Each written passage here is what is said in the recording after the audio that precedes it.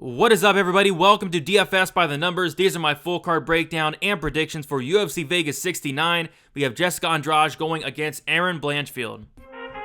I need all the wins, yeah. All that and all that is. You better move, you might get knocked out. Knocked out. You better move, you might get knocked out. Knocked out. You better move, you might get knocked out. Knocked out.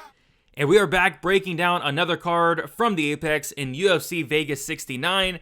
And on paper, it's rough. I mean, we have Jordan Wright in a co-main event. Never thought I'd see the day where Jordan Wright is in a co-main event slot, but, here we are. We have Jamal Pogues, Josh Parisian on the main card to look forward to. We have Marcin Prachnio, William Knight also on that main card. I mean, it doesn't get much better than that, right? We got OSP on the card.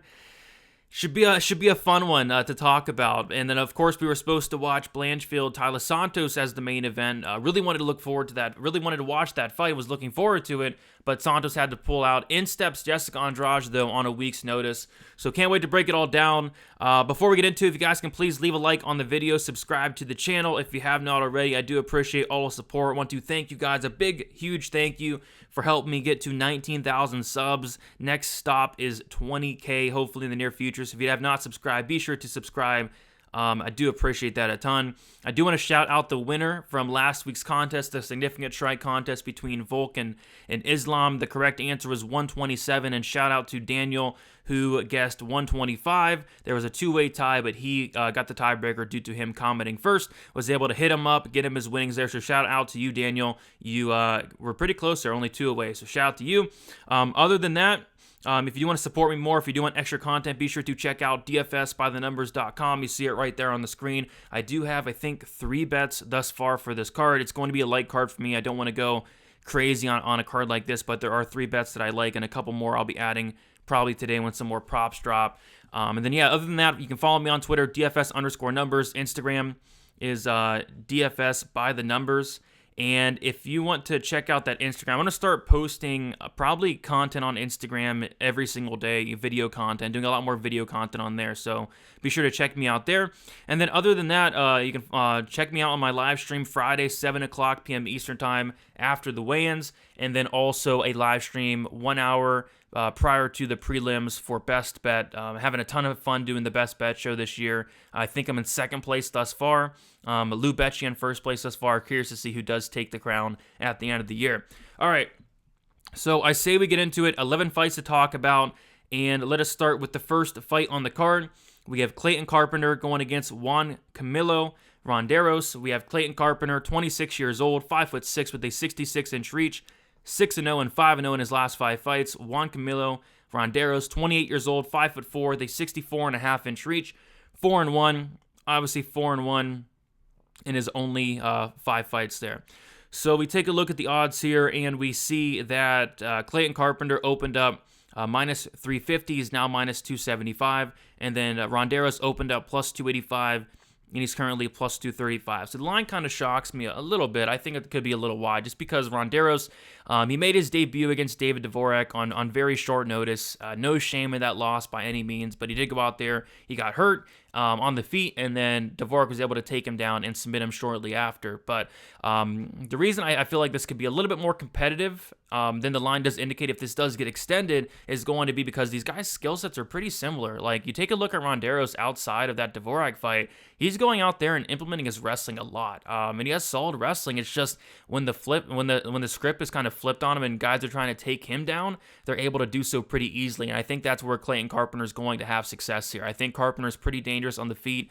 I think he's making a lot of improvements on the feet as well, and I think he has the wrestling to get the fight down to the mat, and he has really good grappling as well, and he's very dangerous on the mat. So we have not seen Ronderos in a long time. It's been 1 year and 8 months since we've seen Ronderos, but I feel like Clayton Carpenter is going to get this fight down to the mat. I feel like he's the better wrestler here, the better grappler, and when he does get the fight down to the mat, I think he does get a submission at some point in this fight. So I'm going to say Clayton Carpenter wins this one. I'm going to say he wins it by second round submission. But I don't know if I'd be laying that minus 275 price tag on him this week. Moving on, we have AJ Fletcher going against Themba Gorimbo. We have AJ Fletcher, who is 26 years old, 5'10", with a 67-inch reach, 9-2 and 3-2 in his last 5 fights. Themba, Gorimbo, 32 years old, 6 foot, with a 76.5-inch reach, 10-3, and 4-1 in his last 5 fights. We will take a look at the odds here. By the way, you can see the odds on the screen there, and those are subject to change throughout the week, obviously. But we have AJ Fletcher, pretty big favorite, another big favorite, opening up -160, currently -240, and then Gorimbo opening up +140, currently +205, and this makes no sense to me. Went and watched Gorimbo. I don't think he's UFC caliber. He's 32 years old as well, making his debut. I mean, this fight in Gorimbo, it just makes no sense to me whatsoever. I mean, what I think they might be doing is trying to get AJ Fletcher a win here. Like, AJ Fletcher's 0-2 in the UFC, and he's fought 2 really tough opponents. I mean, Matt Semmelsberger, really tough opponent, and then Andrade, who's actually a dog, against AJ Fletcher, very tough opponent as well. And now he's just taking just a big step down from those 2 guys. I mean, Themba Gorimbo, what I noticed, I watched a good amount of tape on this guy, and he's going out there, he's wrestling, and his wrestling's okay, but he's taking down these low-level guys, right? Did not see much of his striking, but he is going to have like a 9.5-inch reach advantage in this matchup for what it's worth. I mean, Fletcher's reach is very short. I mean, only 6 to 7-inch reach. So, but yeah, Gorimbo's going out there and he's wrestling offensively. His grappling looks okay off his back. I've seen him get, go for guillotines, standing guillotines. I've seen him go for, triangles off his back, but I'm just not convinced he's the best grappler. And man, his takedown defense is not good. This guy can be taken down by a gust of wind, and AJ Fletcher is going to be the better wrestler here, which is the thing with Fletcher. I mean, this guy has no wrestling background. I don't think he wrestled either in college, or I don't even think he wrestled in high school, to be honest. And he's a phenomenal wrestler. Like, this guy's wrestling's good. Great entries, very strong. I mean, this guy can get fights down to the mat, no problem. So on the feet, I feel like although Fletcher's going to be at a 9.5-inch reach disadvantage, he's the much more dangerous guy on the feet. I mean, this guy can crack. I've seen him knock somebody down with the first punch he landed before, get on top and finish the fight. I've seen him land that flying knee on the Contender Series, get a contract there. So on the feet, AJ Fletcher is super dangerous. This guy can hit hard. I think he can get a knockout on the feet. But easy path to victory here for Fletcher. Take this guy down to the mat and potentially pound him out, or take the back and submit him. I think Fletcher gets this done. He gets it done in the first round. I think this is a walk in the park compared to his last 2 opponents. Like, this is not Andalusa. This is not Matt Semmelsberger. This is Themba Gorimbo, who I'm just not convinced is UFC caliber, making his debut at 32 years old. I see a big hole in his game in the takedown defense, and I think that Fletcher exploits that, takes the fight down to the mat, and pounds him out or gets a sub. I'm going to say he does. I'll say submission. Themba Gorimbo has been submitted before. He's also been knocked out before, but I'll say Fletcher does get a submission, and I think it comes quick. I think Fletcher kind of walks through this guy. I think Fletcher gets back on track. I think they might want to build this guy up, and they want to get him a win here. And if Fletcher does not win this fight, I mean, I don't know what to say. I mean, you probably don't belong in the UFC if you cannot beat this guy. So give me Fletcher to win. I'll take Fletcher to win by first round sub. All right, next we have Nazim Sadykhov going against Evan Elder. We got Sadykhov, 28 years old, 5'10", with a 69-inch reach, 7-1 and 5-0 in his last 5 fights. Evan Elder, 25 years old, 5'10", with a 71-inch reach, 7-1 and 4-1 in his last 5 fights. We shall take a look at the odds here, and we have Sadykhov as the favorite. He's sitting around -170, and then Evan Elder sitting at +145. It looks like Sadykhov did open up -260, so he opened up a big favorite, and then Evan Elder opened up +220. So some money's coming in on Elder here. So as you guys may or may not know, I do Contender Series content, and I actually picked against Sadykhov on the Contender Series, and it was my worst pick of the season by a mile. I mean, this guy went out there, made me look dumb, and went out there and just put on a very dominant performance. His striking looked better than ever. He looked incredible. And yeah, went back and watched the rest of this guy's fight, Sadykhov, and yeah, very impressed, honestly. I think he's very well-rounded. I like his striking, lots of tools on the feet. He has offensive wrestling as well, solid grappling as well. The cardio is good. The fight IQ is good. What I think impressed me the most about Sadykhov was how he battles and deals with adversity. Like, this is a guy where he can be taken down. He absolutely can be taken down. And I've seen him get his back taken a lot. I've seen him put in some very bad spots a lot. And that could be a good thing and a bad thing, right? Like, yes, he's getting put in these bad spots, but more often than not, He's fighting out of those bad positions. He's surviving on the mat. He's getting back up, and then as the fight goes on, he's able to work his way back into the fight. He's able to battle through that adversity. I like seeing that out of a fighter. He's a guy that's not going to go in there and quit if he does get put into a bad spot. So I like that quite a bit about Sadykhov. Evan Elder made his debut, I believe it was on short notice, against Preston Parsons. Just got dominated, but he was taken down like 6 times. He showed a lot of toughness as well. I mean, he was able to fight out of some deep submissions that Parsons had. The striking wasn't really close. It wasn't a close fight, but he did show toughness, which was nice to see on short notice. A lot of people, including me, thought Parsons would get him out of there pretty early. That wasn't the case. So Evan Elder showed that toughness there. On the feet, I like Sadykhov. Like I said, I think he has a lot of tools on the feet. I think he's the better striker here. Evan Elder, I think he'd be wise to go for takedowns here. It's just I went back and watched a lot of some Evan Elder tape, and he's not really wrestling as much as I'd like to see in this matchup. Like, I feel like he could get down Sadykhov, especially early on. It's just he doesn't wrestle as much as I'd like to see. Even if he does take down Sadykhov, like I said, Sadykhov's really good at working his way back up, really good at fighting out of bad spots. And as the fight goes on, it seems like the dude just gets better. I mean, Sadykhov's, he's training with the guys over there, Aljamain Sterling, those guys. Very good gym over there. And I like him quite a bit. I'm not picking against this guy. Again, I think it's a good matchup for him. And quite honestly, I more so agree with the opener. I think Sadykhov has potential to look like a pretty big favorite here. I just don't see where Evan Elder is going to pose a ton of problems. Like I said, maybe he's able to take him down here or there. But I actually think Sadykhov can get takedowns. I mean, Evan Elder showed just no takedown defense in his debut against Parsons. And I know that's Parsons, but Sadykhov has some wrestling in his back pocket. So yeah, I like Sadykhov here. I like Sadykhov by decision. I think Evan Elder's tough as nails. I think he has a chin. I think he has submission defense. So I'll say Sadykhov by decision, but should be a very fun fight. I actually like this fight quite a bit. But yeah, give me Sadykhov to get this one done. All right.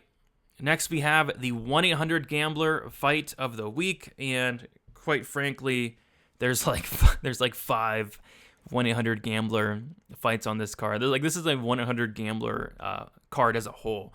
But man, this fight, Philipe Lins, Ovince St. Preux.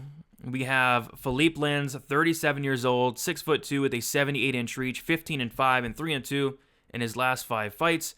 Ovince St. Preux, he is 39 years old, 6'3" with an 80-inch reach, 26-16 and 2-3 in his last 5 fights. So we have Philipe Lins, who, if you may or may not know, he did fight on the PFL, was able to win the $1 million, right? He comes into the UFC with some hype, and he comes into the UFC looking like a complete shell of himself. I mean, he looks washed. He looks terrible against Andrei Arlovski. He goes out there and does nothing.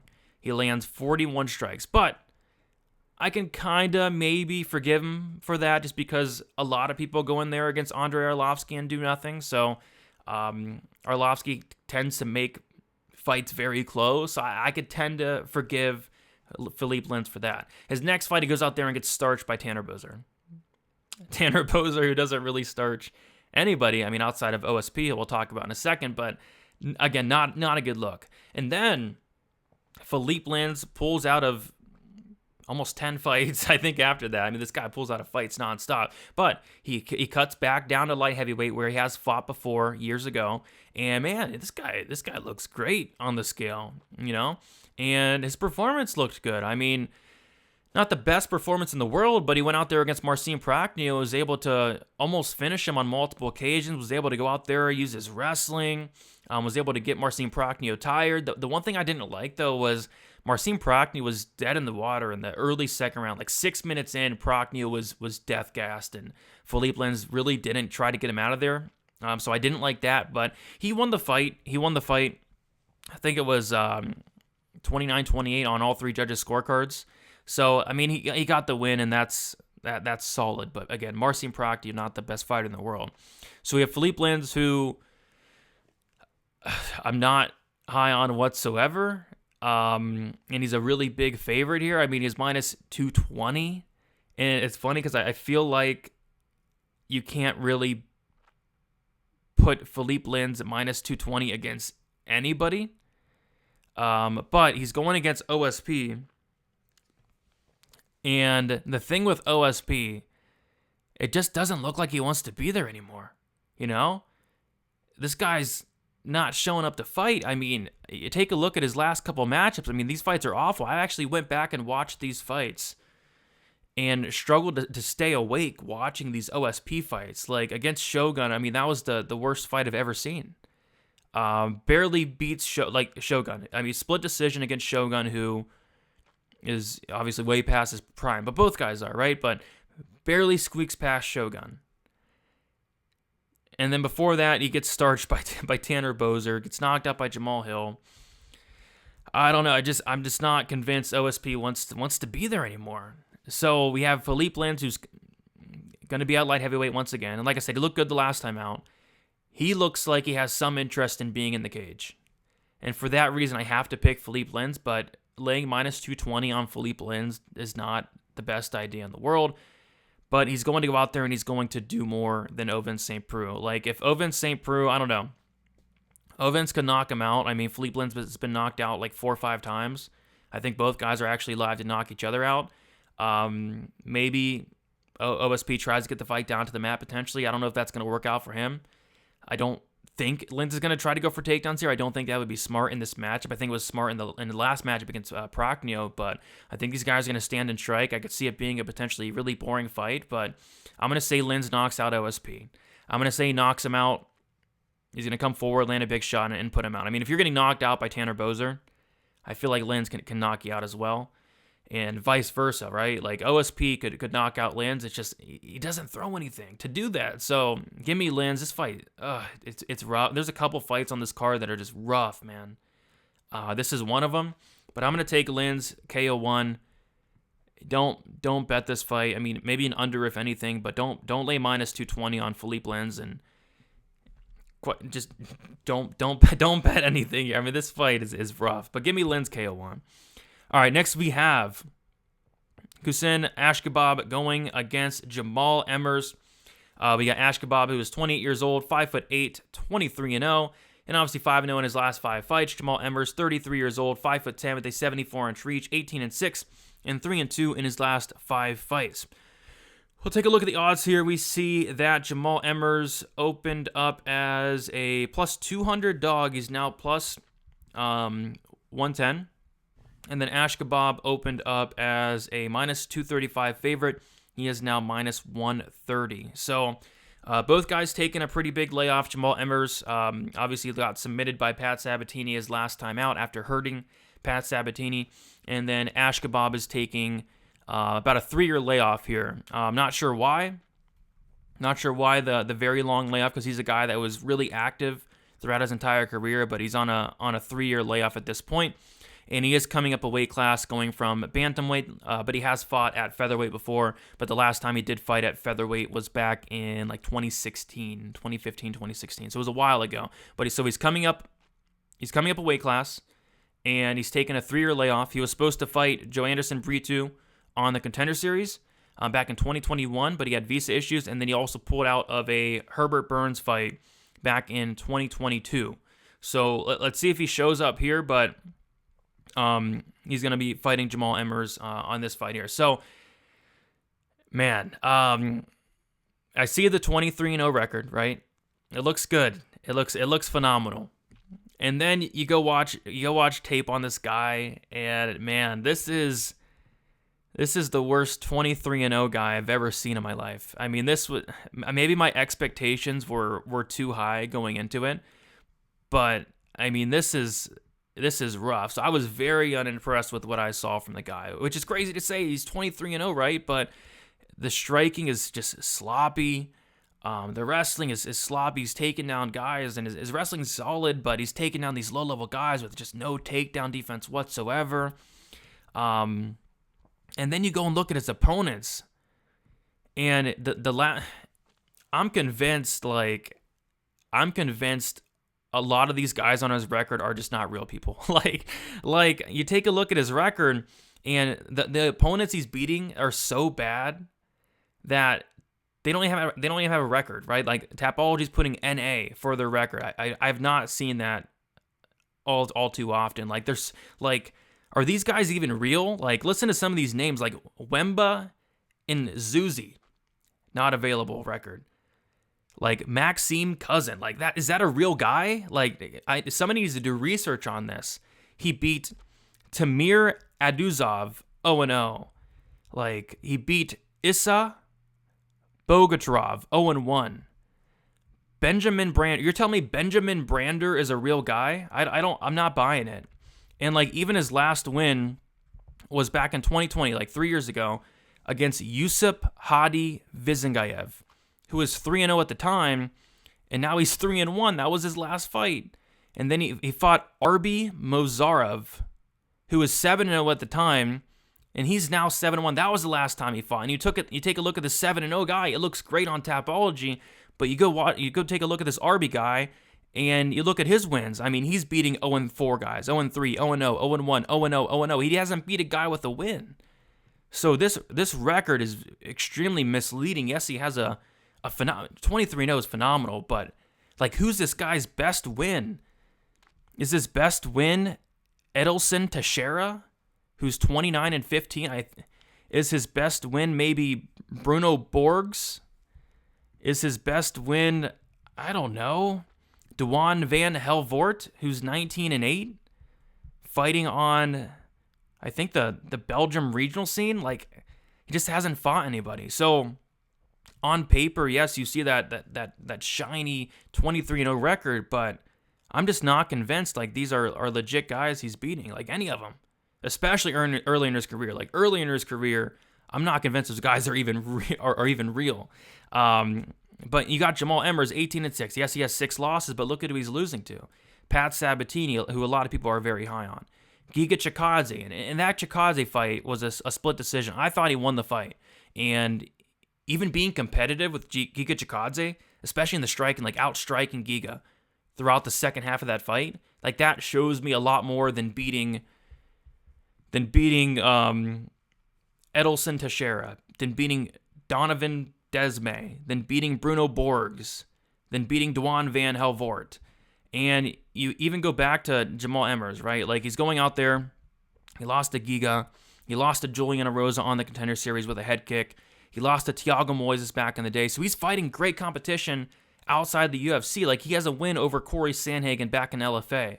He has a win over Alexander Hernandez back in the day as well. So he's fighting good guys in and outside of the competition, in and outside of the UFC, right? So I don't know. I'm just not sold on this guy. But he's taken 3 years off, and you got to imagine a guy that's taken 3 years off at 25 years old, coming back at 28. You got to imagine he's making improvements, and I hope so. I hope he's made improvements because I'm just not sold on the guy whatsoever. I'm not sold on the record. In terms of the striking, it should be Jamall Emmers with a massive striking advantage. I mean, outstriking Giga Chikadze tells you everything you need to know. In terms of the grappling, I think Emmers has very solid grappling. I know he got submitted by Pat Sabatini, but he's a really good grappler.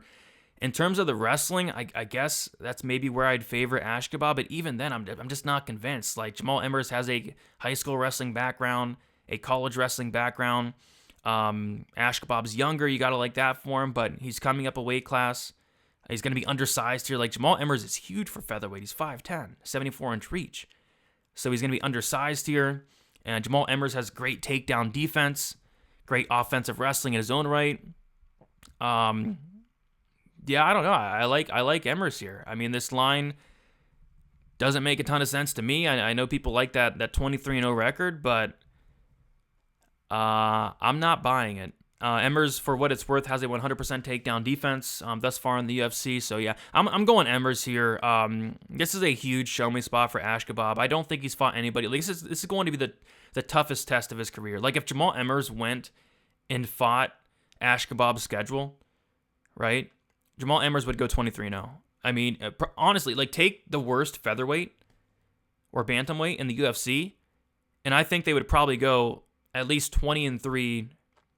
Maybe 23. I mean, this guy's strength of schedule is pitiful. Pitiful.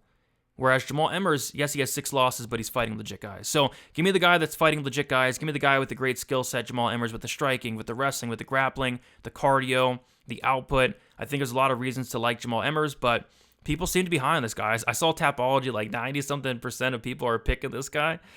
I don't know. I'm not buying it personally, but maybe he's made improvements. Give me Jamal Emmers by decision to pull off the upset in this one.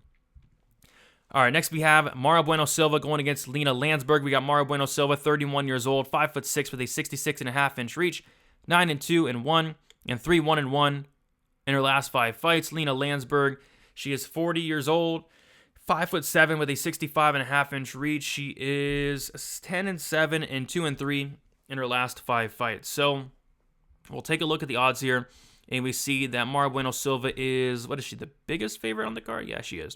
Biggest favorite on the card. Opened up -400, currently -425. And then Lina Lansberg, she opened up +330. She's currently +235.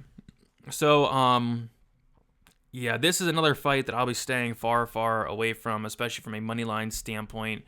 Mayra Bueno Silva, she has a good skill set. I mean, the thing with Mayra Bueno Silva, like, she's an incredible grappler. Very dangerous on the mat. Like, she has 8 fights between Contender Series and UFC, right? And she's won 4 of those by submission, including submitting a black belt in Jillian Robertson. The problem with Mayra Bueno Silva is she doesn't go for takedowns. Ever. 8 fights in the UFC. She has completed a total of 0 takedowns. That's a problem. And she's attempted a total of 1 takedown, Mayra Bueno Silva. So she has this incredible grappling. Incredible. 1 takedown attempt. 0 takedowns completed. That's a problem. But fighters are going out there and taking her down. Edgar took her down. What happened? Submission, armbar. We saw Marella Barella take her down. What happened? Submission, armbar. We saw Jillian Robertson take her down. What happened? Submission, armbar. Lina Lansberg, if you're listening, don't take down Mayra Bueno Silva, and I don't think she will. Like, Lina, she has no reason to go for takedowns in this matchup. So, the elephant in the room here is Lina Lansberg, 40 years old. And that's why I think the line's where it's at. 40 years old, 3-fight skid, but in a fight that is going to stay on the feet because Mayra Bueno Silva has no interest in taking the fight down to the mat. In a fight that stays on the feet, how is Mayra Bueno Silva going to look -425? I would caution anybody, putting her in your parlays this week because this fight's probably going to play out a little bit closer than the line does indicate. Not saying Bueno Silva is going to lose. I think she wins. But we saw in Lansberg's last couple fights, like, she's a big dog, but she's being competitive. Like, she's landed a knockdown in her last 2 fights. So the power is still there for 40-year-old Lina Lansberg. But it should be Mayra Bueno Silva marching forward, having success on the feet, a little bit higher volume, landing some hard shots. And if this fight does hit the mat, she's going to have a significant advantage. So you got to favor Mayra Bueno Silva, but I just don't see how she looks -425 in a fight I feel like plays on the feet for 15 minutes. So give me Mayra Bueno Silva to win. Give me Mayra Bueno Silva to win by decision. But yeah, -425. I'd be careful laying that in this fight because Mayra Bueno Silva, she has incredible grappling. She just doesn't use it unless she's getting taken down. And I'd be shocked if Lina Lansberg took her down in this matchup. It just wouldn't make much sense. So give me Bueno Silva to get it done. Again, no interest in this fight. All right, next we have Alexander Hernandez going against Jim Miller. We have Hernandez stepping in here on short notice. We got Hernandez is 30 years old, 5'9" with a 72-inch reach, 13-6 and 3-2 in his last 5 fights. Jim Miller, 39 years old, 5'8" with a 71-inch reach, 35-16 and 3-2 in his last 5 fights. So we have Alexander Hernandez as the favorite. He opened up -250, currently -230. Jim Miller opened up +210, currently +195. And yeah, the odds shocked me initially, but after digging into it more, I think it's a very winnable matchup for one Alexander Hernandez, and I think he has a clear path to victory as well. And we're going to have to see if he does use it, and I think he will. So the path to victory I think that Alexander Hernandez has is going to be to wrestle here. And that concerns me a little bit because his cardio is a big liability. We've seen it time and time again. He looks great early, but he does slow down the stretch. But he's taken on Jim Miller, who is typically the same way. Like, Jim Miller, not as bad as of late, it looks like, but typically Jim Miller is round 1 or bust. But nowadays, at 40 years old, Jim Miller is able to go into the second round and get finishes, which is nice to see. But, typically we see Jim Miller get taken down, kind of grinded out throughout the last, half of the fight. We saw it in the Joe Solecki fight, where Joe Solecki was able to take down Miller multiple times, was able to go out there and control Jim Miller for 9 minutes and 23 seconds. We saw it against Vince Pichel, where Pichel was able to take down Jim Miller 3 times, was able to control him for 6 minutes and 34 seconds. That's the path to victory I like here for Alexander Hernandez. I like him to wrestle here. I like him to get the fight down to the mat. There's no doubt in my mind he'll be able to take down Jim Miller, and there's no doubt in my mind he'll be able to hold down Jim Miller. He's just going to have to mind his P's and Q's when he's on top. He's going to have to be able to fight a full 15 minutes without completely gassing out. And I think he has potential to make this look a lot like the OAM fight back in 2018, where he was able to take down OAM 4 times. He was able to stay safe on top, and he was able to rack up about 7 minutes and 11 seconds of control time. I think the same thing can happen here. I think take down Jim Miller. And once you do take down Jim Miller, especially late in the fight, I think you can control him here. So I like Alexander Hernandez, even on the feet early. Both guys are going to be live for knockouts. Both guys have a lot of power, especially Alexander Hernandez early. This guy hits very, very hard early on, so maybe he can knock out Jim Miller early. And then on the flip side, Miller, especially nowadays, that power is translating. He's got a couple knockouts as of late. He went out there and just completely destroyed. What was that guy? It was at Eric Gonzalez, just completely destroyed him in that second round. Jim Miller. So it's nice to see he's going out there and getting second round finishes, because there was a streak where Miller was just doing nonstop finishes in the first round. I think it was like 5 wins in a row in the first round. I think 5 or 6. And then as of late, his last 3 wins that came in the second. So that's good to see there for Jim Miller. But I'm still going Hernandez. I'm taking Hernandez to kind of grind this one out, win a decision. And it should be a fight to get Hernandez back on track here, short notice or not. This fight's going to be at lightweight. Hernandez did cut back down to 145 his last time out against Billy Q, which I didn't think that was the smartest idea in the world. So I'm glad he's back to lightweight here, and I think that Alexander does pull this one out. But Jim Miller's no bum. Jim Miller is going to have opportunities here, especially if Hernandez does gas, which it could happen, but I just feel like the path to victory is so wide here. I got to go Hernandez, and I got to go Hernandez by decision. All right, next we have Jamall Pogues going against Josh Parisian, the 1-800 Fight of the week, the second one. We have Jamall Pogues, who is 27 years old, 6'3" with a 77-inch reach, 9-3 and 4-1 in his last 5 fights. Josh Parisian, 33 years old, 6'4" with a 79-inch reach, 15-5. And he is 3-2 in his last 5 fights. So we'll take a look at the odds here. And we have Josh Parisian is a dog, and Jamall Pogues the favorite. Jamall Pogues opening up -170, is currently -250. And then Josh Parisian opened up +145. He's currently +210. Yeah, Jamall Pogues should win this fight. He has a clear path to victory with the wrestling. I actually really like Jamall Pogues' wrestling. Solid wrestler, and he's kind of relentless with it. He'll go good at takedowns, the takedown route more often than not. He didn't really go to it in his last fight at heavyweight, which is a little bit of a concern. If he does not go for takedowns here, I don't really see him covering that -250, but if he does, he's going to look like a massive favorite. The only fight you really need to watch for this one is the freaking Josh Parisian-Dontel Mays fight, where Josh Parisian made Dontel Mays look like Curtis Blades. Dontel Mays was just ragdolling Josh Parisian for 2.5 rounds until ultimately finishing him. So if Dontel Mays is ragdolling you, Jamall Pogues should go out there, take this guy down at will, and win a pretty easy decision, honestly. If he comes in here with the right game plan, he has all the making to be just to look like a massive favorite in this matchup. I think Josh Parisian, his takedown defense is non-existent. His get-up game's non-existent. If Jamall Pogues wants to take him down, he is going down. But yeah, like I said, in Jamall Pogues' last matchup, which was at heavyweight, this guy's fought at light heavyweight a lot of his career, but his last matchup was at heavyweight. He went for no takedowns, which he was able to still win the fight, but it was kind of close. He was actually outlanded as a whole in that fight. He got outlanded 77 to, I think, 69. So if he goes out there and strikes with Josh Parisian for 15 minutes, it'll probably look like a freaking pick'em. But yeah, the path to victory is there for Jamall Pogues. You may take this guy down. He has nothing for you in terms of the takedown defense. He has nothing for him in terms of the get-up game. And it should look pretty easy, if not easier than how Dontel Mays made it look. So if Dontel Mays is looking like Curtis Blades, you can as well, Jamall Pogues. Give me Jamall Pogues to win this one by decision. But laying minus 250 on him just does not seem like the best idea. All right, next we have the third 1-800 gambler fight of the night. Marcin Prachnio going against William Knight. This one's rough, guys, and it's on the main card.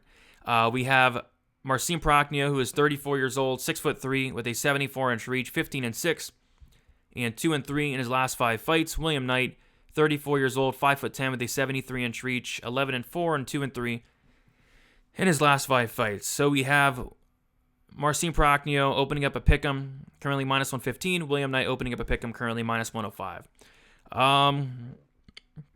Yeah, I'm not a big fan of either guy, especially William Knight. Like, I think William Knight had been extremely overrated, but I think people are starting to learn that this guy's not that great. And then Prachnio is a guy kind of like the opposite. Like, this is a guy that started out 0-3 in the UFC, all first-round knockout losses, and he's kind of bounced back a tad, getting a win against Khalil Roundtree, getting a win against Ike Villanueva, but still, Marcin Prachnio, I don't think either of these guys are probably UFC caliber. This fight's going to be at light heavyweight, so we're going to see if William Knight makes weight. He weighed in at like 250 at heavyweight his last time out. I remember he missed weight against, was it Grishin, where he came in at like 213. So we'll see if William Knight makes weight at light heavyweight. I mean, he's only 5'10", but the guy's obviously jacked. Yeah, this fight's a mess. Like, on the feet, the more technical strikers, Marcin Prachnio all day. William Knight sports a 32% striking defense, which is not good. But William Knight has that power. Both guys have that power, but William Knight has that power, and Marcin Prachnio's chin's been cracked more often than not. Prachnio has been knocked out 4 times in his career. So, yeah, William Knight, I think, has an opportunity to knock out Marcin Prachnio and vice versa. I mean, William Knight got knocked out by Devin Clark, which Devin Clark, I think, is a great fighter, don't get me wrong, but Devin Clark's not finishing anybody. That was Devin Clark's, I think, first finish in the UFC, actually. So, yeah, both guys, I think their durability's in question. Both guys, they're dangerous. But I got to go William Knight here. And the reason being, I think he has a path to victory here. And that path to victory is going to be to wrestle. Marcin Prachnio, he showed horrendous takedown defense in his last fight against Philipe Lins, where he showed he could be taken down. And what he also showed was just terrible cardio. Just horrendous cardio. I mean, this guy, Marcin Prachnio, was completely gassed out 6 minutes in. Mouth wide open, nothing left. Luckily, he was fighting Philipe Lins, who was also completely gassed halfway through the fight. So I don't like that for Prachnio. And William Knight, the dude's a big guy, but his cardio holds up more often than not. There's some fights where his cardio looks suspect, but his cardio holds up more often than not throughout the fight.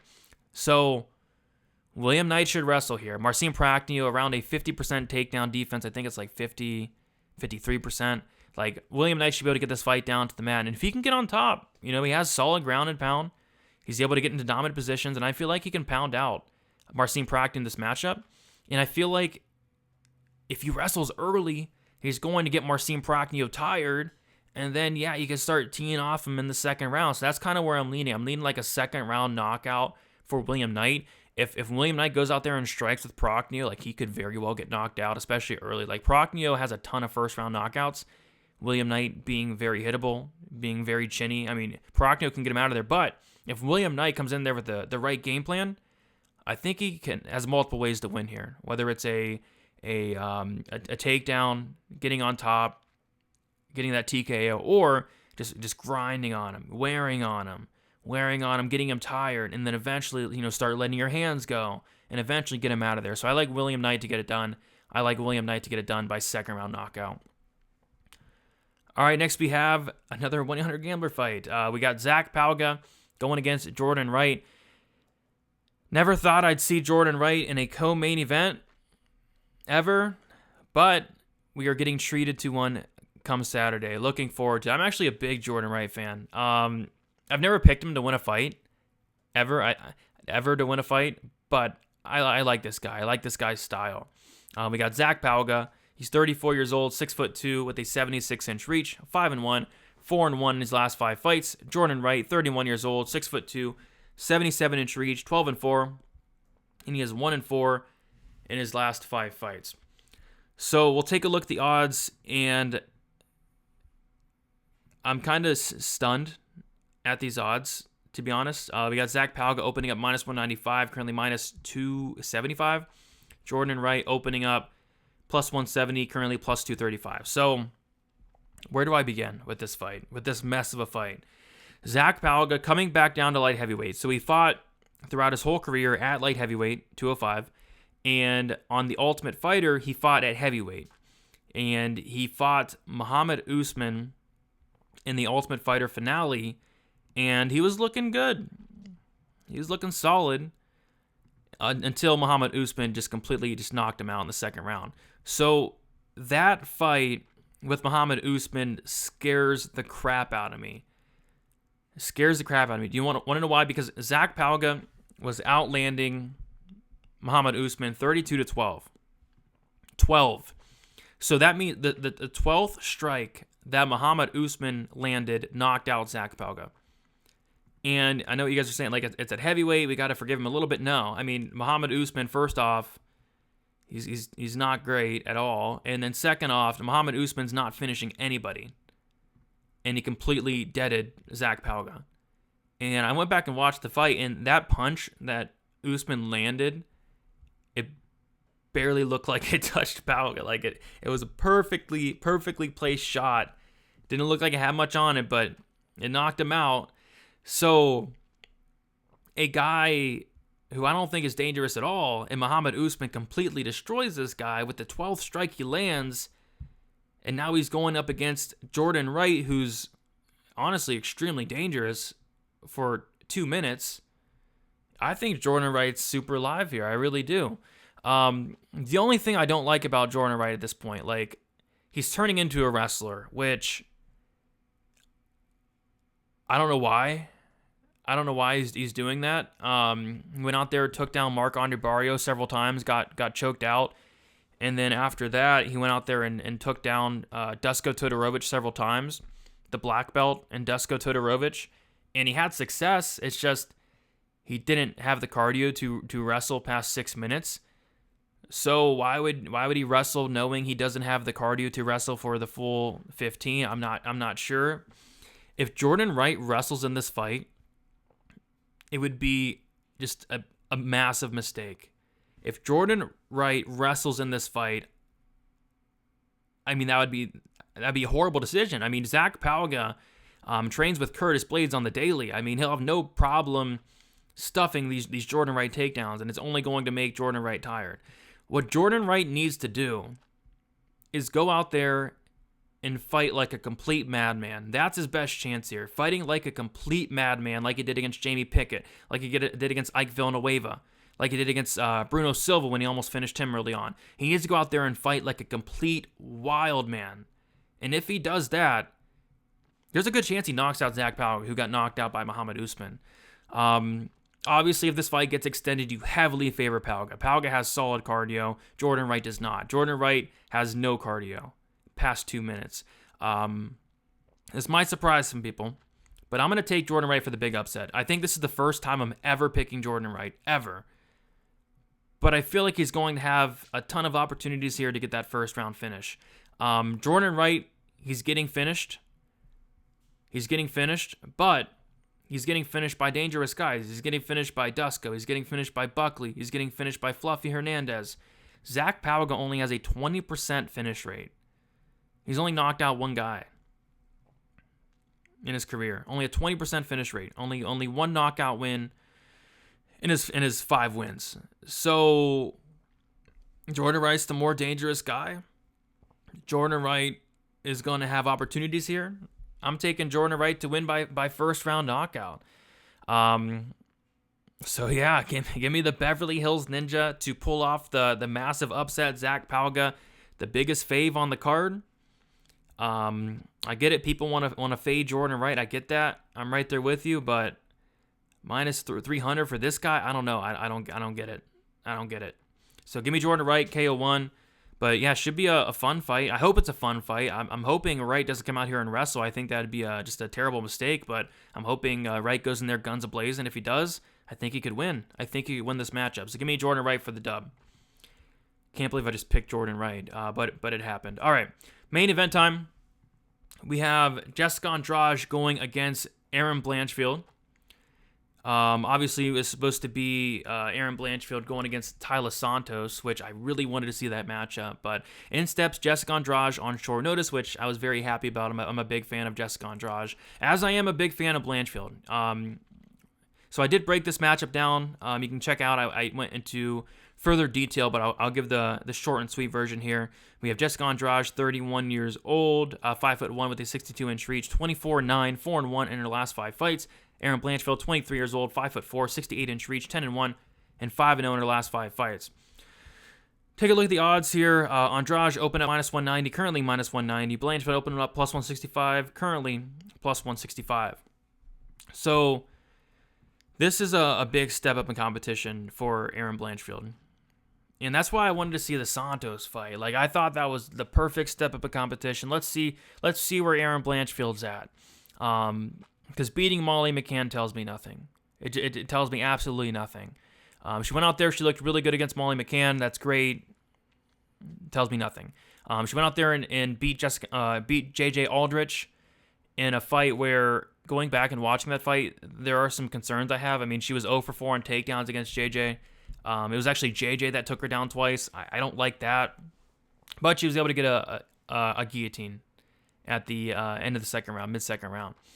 So, yeah, this is a big step in competition for Blanchfield. I'm very high on Blanchfield, as are a lot of people. A lot of people are picking Blanchfield this week, and the line's going the other way. Jessica Andrade's line's getting smashed. And the reason why it's getting smashed, and I think it's too soon. I think it's a little bit too soon for Erin Blanchfield. She's 23 years old. She has a ton of time left. And I think she will potentially be champion one day. But this is a little bit too soon for me. Like, when Andrade is losing nowadays, she's losing to Valentina. She's losing to Jacek. She's losing to Zhang Wei Li. She's losing to Rose, which that decision was close the second time out when they fought. I don't know if Blanchfield's on Shevchenko's level yet. Is she? I don't know. She's got to prove it, though.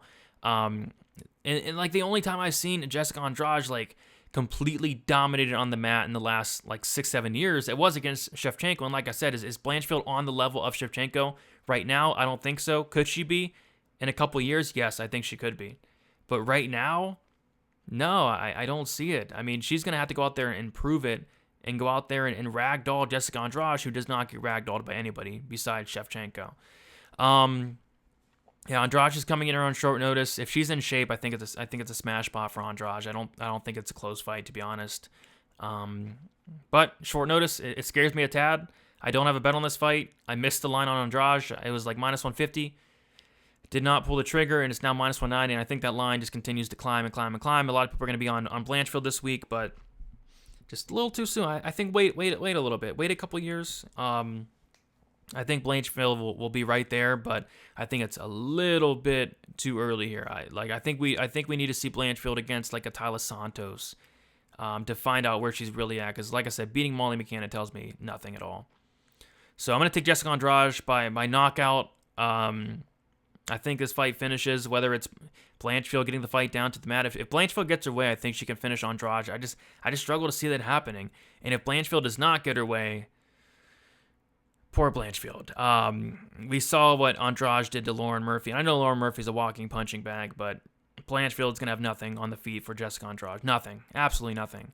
So if Blanchfield is not able to get the takedowns, like she wasn't able to get them against Aldrich, it's going to look really bad. So I like Andrade. I think she makes it look pretty easy here. I think she gets it done quick. I'm going to say she gets it done in the second round. Like I said, I posted my full breakdown earlier on Sunday. Go check that out if you have not already, but taking Jessica Andrade KO2. All right, guys, we did it. Broke down all 11 fights. Not the best card in the world, but another opportunity to make some money. I do have 3 bets already, looking to make a couple more. an underdog bet as well, which I'm sure you guys can probably guess which underdog I'm really liking this week. And hint, it's not the Beverly Hills Ninja, but I might be sprinkling that KO1 for him though. But yeah, guys, leave a like. Do appreciate all support. Subscribe to the channel. Check out dfsbythenumbers.com. Do appreciate everybody signing up there. I will be getting out the full card article hopefully. I've been getting it out early as of late, but a little behind this week. So maybe Wednesday for the full card article, best bet article there. And then, yeah, guys, going live Friday, 7 o'clock p.m. Eastern Time, Saturday, 1 hour prior to the prelims for best bet. You can follow me on Twitter, DFS_numbers, Instagram, DFS by the numbers. If you have any questions, comments, concerns. And other than that, best of luck for UFC Vegas 69. Enjoy the card. We got Vegas 69. I think we got Vegas 70. And then we have the return of John Jones, UFC 285, which I will be in attendance for that fight card. So looking forward to that. So, guys, best of luck. We'll talk to you soon. See you later.